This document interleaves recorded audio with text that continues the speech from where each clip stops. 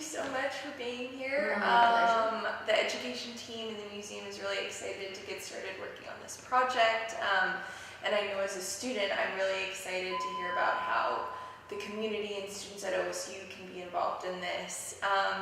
So if you could just give us a little introduction to the project, that would be great. Okay, well, I'm Robin Lasser, first of all, and I'm a professor at art and head of the photo department at San Jose State University. And that's in California. And I've been working with Marguerite and Bruce, my two other collaborators on this project, almost for over 10 years now. And we tackle issues like the environment and health. And we usually work in an interdisciplinary way and in a multimedia way, meaning we create art that includes video and sound and sculpture and installation and photo. And carrying the narrative or the story of the place we're working is almost always a component in what we do. Yeah, that's awesome. So, in thinking about this project and your work more broadly being interdisciplinary, I think it's really interesting that you're really being an advocate for this, what's the word I'm looking for? I was going to say interdisciplinary again. But why does this project specifically, working with water, call for this cross-departmental collaboration? Yeah, it's amazing. Well, water is our shared global commons. Water is always flowing. So what we do here in Stillwater affects what we do in California, affects what we do in India, affects, and what's been really interesting about our visit, we came out for a week to do research, is talking with people from so many disciplines and their connection to water. Want me to give you a few examples? Yes, please. Really interesting. So, for example, yesterday morning we spent time at the wastewater treatment plant. And it was incredible, the dedication of those that work there, and they spent a couple hours with us. And what I was really struck by, they said, a lot of people just think, we're taking care of human waste or in terms of liquids, all those kinds of things. But they said, what we're really here to do? We're here to save the world. Oh, that's amazing. Oh my gosh. And it's so for us, we get to learn about those processes, but at the same time, we get to learn about the lives of those who oversee those processes. And for us, it's always the connection between the personal, the political, the social, and the very essence of who we are in our relationship to water. Yeah. And then in the afternoon, for instance, as another example, we went to somebody who is working with food engineering. And it was really interesting because she is working with cyanobacteria and algae as a form of food production. And another scientist was working with blooms as a form of possibly fuel, oil. So they had, those connections. So it's just really fascinating. And none of them, maybe at this point in time, are really aware of each other's research. So what a project like this can do is help create connections through art. And the reason we feel it's important to bring arts into the exploration of water is we can bring in the awesome, the visual, the emotional, and we work with those elements as a bridge to the social and science and cultural aspects of sharing probably the most precious element on Earth right now. Yeah. Which is water. Yeah, that's so fascinating. So in thinking about bringing people together, and there are so many people that are going to be involved in this project. At the luncheon a few days ago, someone from the architecture department mentioned that our community is kind of ready to hear the messages of this project. And I really was struck by her comment, and I was wondering, is this a political project that you guys are working on, and are you afraid of that word as artists? Do you think that it might deter engagement from all these different people in the community? Well, I always think the personal is political, as that old saying goes. I myself am not afraid of politics, but what we're really doing with this project is highlighting stories around our relationships to water, and some of those stories some of those who share their stories may have contradictory views on, for instance, who has the water rights issues. But as artists, we're really not here to take a position on that. We're just presenting the diversity of approaches. And that's super exciting to us. And it also pushes us to think about how in the exhibition space we can also create an atmosphere that is challenging but not confrontive. So we often use humor as an element, and beauty, and we try to design the way people move through the space so that each one of the rooms, each one of the galleries in the museum is most likely going to take on a different aspect of water and water use, and embrace the collection of voices and attitudes. Yeah. So how do you convince people or audiences that will come and see the show and participate in programming that, this is not only important socially, I know you mentioned humor, but that it's also art? How do you convince people that our world is a work of art in itself? I love that. What is it? Life follows art, or does art follow life? And our team has always embraced the interconnections between the two. I have no compunction about needing to convince anybody that it is art, because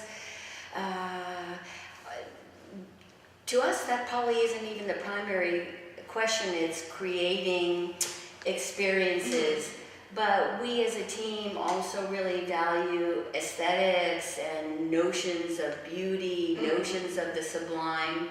So I'm pretty sure the experience is going to feel like art, but hopefully it's an art that feels accessible. So you don't have to know anything about art. You don't even have to have ever stepped in a museum before to have, I think, what will be an impactful experience here. Yeah, that's so exciting. So is this your first trip to Oklahoma? Well, my brother lives in Oklahoma Okay, City. awesome. Well, I was wondering if you, like in your work more broadly, in your collaborations, if you feel that working in, I know place is really important to your work, but do you think that the Stillwater community or working in Oklahoma is going to have, you're going to find something different in your research that will really make an impact on this project? I think so. It was funny, when I was at the airport coming from Oakland, California, which is where I live, to Oklahoma City to visit my brother, and I was waiting with luggage. 2 or 3 different people said, "Oh, are you going to Oklahoma?" And I said, "Yes." And then they said, "Oh, okay, well, I've got to take off for a minute, but you just watch my things." And I thought, do they feel like because I may be going to Oklahoma that I'm trustworthy, that things will be safe with me? And then, so that was the start of my journey. And you know what I've observed when I've been here? There hasn't been one person that hasn't treated our engagement with them with respect and energy, and you know, the minds here at this university, you could be at any university all over the world. I mean, we work globally, you know, we've worked and all over the country, and I would say the commitment and the intelligence, that's the great equalizer, right? But I am learning a lot too, because sometimes when you come to a place that's a little smaller, even Oklahoma City's a little bigger than Stillwater, I feel people maybe are a little bit more hungry to engage, which has been really important and special to us. I've been astounded how many people have taken their time to show us their laboratories, to show us their wastewater treatment plants, to show us the botanical garden, and who are willing to take a chance, even in the sciences, even if they're not that engaged in art. I hope they're intrigued. Feels like they are. That's really exciting to hear. So, when the project finally is being installed here, what is the best way that you think students can get involved, faculty, or even people from the Stillwater community? Well, that would be great, because we've had the opportunity, even in this week, to engage all 3 constituencies, like you said there. One of the things that we're really interested in is the oral history, and maybe finding interns that may work with us with Native American populations, and or in the special areas of interest that we're highlighting in terms of research. So that would be fabulous. For faculty, you know, sharing their expertise, but also working with us.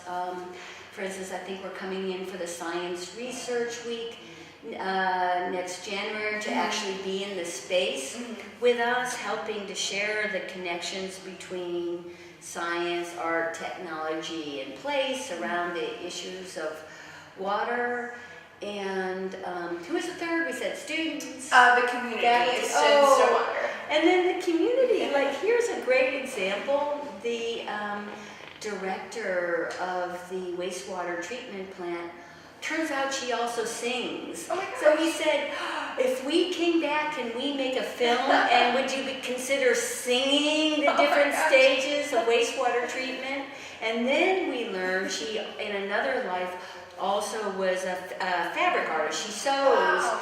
So we're thinking, could you maybe help fabricate as some sort of curtain or stage that we could present the film behind, so it becomes the theater of our waste.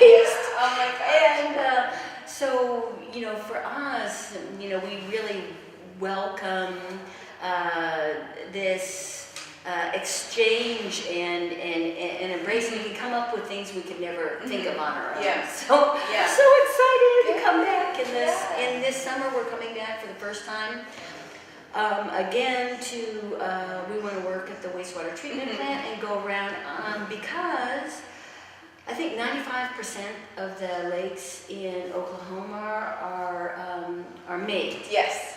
And we hope to visit as many as we can, and we're hoping maybe we can collect stories in the watershed areas, and then come back and begin to collect stories and work with stories from professors.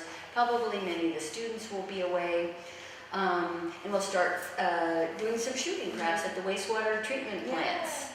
And then we'll come back for Science Week, which is in February, I believe, 2019. We'll be here for a residency that spring for a totality of a month. And then the show opens, I believe, August 2020. Awesome. A final question I have for you. When the show finally opens, what is the most important takeaway that you hope people will learn from this experience? Wow. First of all, as an artist, to bring a kind of possibility of, it sounds corny, but joy and or hope. And wonder. And awe, and a consideration of their own interface, both to water and to magic. So if people go away learning something, but not necessarily feel like it's didactic or something, but they're feeling it through their body, from their feet to their head, dying. Well, thank you so much for being here. We'll put this up on our website, and hopefully students can get in contact with you, or people if they're interested in participating. Any help that we can give. I know that there will be students and people wanting to get involved. So we want them. Good. We'll find them. Thank you so much. Thanks. It was fun.